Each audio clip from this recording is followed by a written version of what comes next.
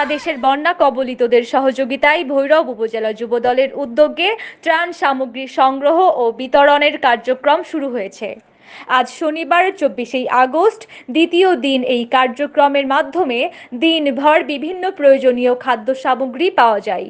দলের নেতাকর্মীদের অংশগ্রহণে ব্যাপক সাড়া মিলেছে বলে জানিয়েছেন ভৈরব উপজেলা যুবদলের আহ্বায়ক দেলোয়ার হোসাইন সুজন। তিনি জানান, কেন্দ্রীয় নির্দেশনায় কেন্দ্রীয় বিএনপির সহ সাংগঠনিক সম্পাদক ও কিশোরগঞ্জ জেলা বিএনপির সভাপতি মোহাম্মদ শরীফুল আলমের নির্দেশে যুব দলের পক্ষ থেকে ত্রাণ সামগ্রী সংগ্রহ ও বন্যা কবলিত এলাকায় ত্রাণ নিয়ে বিতরণ করার সিদ্ধান্ত নেওয়া হয়েছে। বিসমিল্লাহির রহমানির রহিম।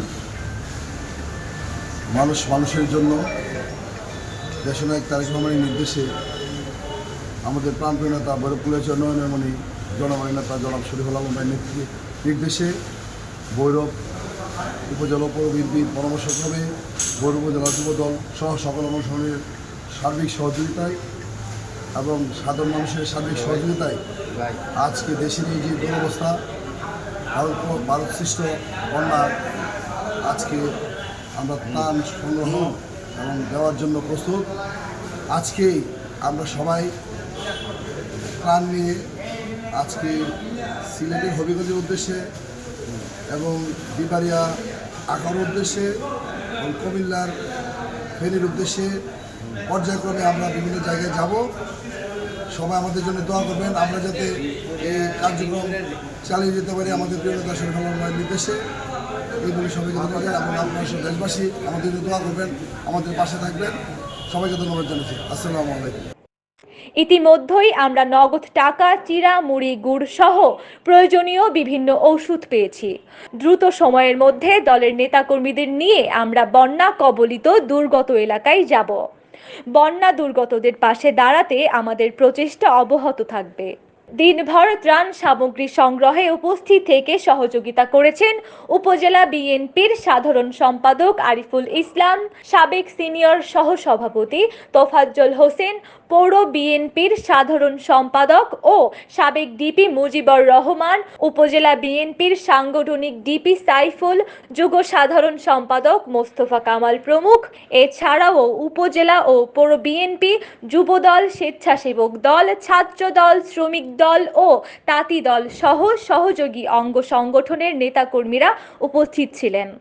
প্রিয় দেশবাসী, আপনারা সকলেই জানেন যে ইন্ডিয়া যে ফারাক্কা বাঁধের যে সুইচ খুলে দেওয়ার পর থেকে ফেনী সহ কুমিল্লা, ফেনী, কসবা, বিবারিয়া অঞ্চলে সাধারণ মানুষ অনেক কষ্টের মধ্যে দিনপাত করছে। আপনারা সকলে অবগত আছেন যে বাংলাদেশ জাতীয়তাবাদী দল বিএনপির কেন্দ্রীয় নির্দেশনা অনুযায়ী সমস্ত বাংলাদেশে বিএনপি সহ সকল অঙ্গ সংগঠনের উদ্যোগে ত্রাণের জন্য আহ্বান করা হয়েছে। আমরা ভৈরব উপজেলা যুব দলের পক্ষ থেকে সমস্ত জনগণের কাছে এবং বিএনপির অঙ্গ সংগঠনের কাছে সাহায্য চাওয়া হয়েছে। তারই ধারাবাহিকতায় আমাদের ভৈরব উপজেলা যুব দল যে উদ্যোগ নিয়েছে, এখানে আমরা ত্রাণের ব্যবস্থা করেছি। আমরা আজকেই ভৈরব থেকে আমরা এক ট্রাক ত্রাণ নিয়ে আমরা ওইদিকে যাব। আপনারা যারা সহযোগিতা করেছেন, আমি ভৈরব পৌর বিএনপির পক্ষ থেকে, আমার দলের পক্ষ থেকে, শরীফুল আলম ভাইয়ের পক্ষ থেকে আমি সবাইকে ধন্যবাদ জানাই। মানবতার কাজে এগিয়ে আসুন, সবার সাহায্য চাই। ধন্যবাদ। দুর্যোগ ব্যবস্থাপনা ও ত্রাণ মন্ত্রণালয় তথ্য অনুযায়ী দেশে 11টি জেলার 77টি উপজেলায় সর্বগ্রাসী বন্যা অকল্পনীয় দুর্ভোগে পড়েছে মানুষ। সর্বত্রই চলছে হাহাকার। চলমান বন্যায় সরাসরি ক্ষতিগ্রস্ত এই মানুষের সংখ্যা 48 লাখেরও বেশি। পানিবন্দী অবস্থায় রয়েছেন 9,46,769টি পরিবার। 3,176টি আশ্রয় কেন্দ্রে আশ্রয় নিয়েছে 1,95,000 মানুষ। তাদের সঙ্গে রয়েছে 18,000 গবাদি পশু। গত 2 দিন মিলে প্রাণহানি ঘটেছে 15 জনের। দেশবাসী, ভারত কর্তৃক সৃষ্ট এই ভয়াবহ দুরবস্থা, এই বন্যায় বাংলাদেশের প্রায় 50 লক্ষ মানুষ আজকে বন্যাক্ত অমানবিক জীবনযাপন করছে। এই পরিস্থিতিতে আমাদের প্রিয় নেতা দেশনায়ক তারেক রহমানের নির্দেশে ও আমাদের প্রিয় নেতা ভৈরব কুলিয়াচরের মাটি ও মানুষের নেতা জননেতা শরীফুল আলমীর নির্দেশে ভৈরব উপজেলা বিএনপির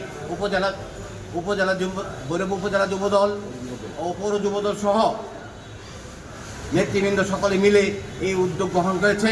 এই উদ্যোগের সাথে আমরা বিএনপি এবং বিএনপির সকল অঙ্গ সংগঠন একসাথে মিলে আজকে আমরা বিরাট একটি অংশ প্রায় 1000 লোককে আমরা একটি প্যাকেজ দেওয়ার পরিকল্পনা নিয়ে আমরা এগিয়ে যাচ্ছি।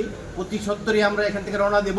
এখন পর্যন্ত ভৈরববাসীর কাছে উদাত্ত আহ্বান, এখনও যারা আমাদের এই ইয়েতে অংশগ্রহণ করতে ইচ্ছুক, দয়া করে আপনারা এগিয়ে আসুন।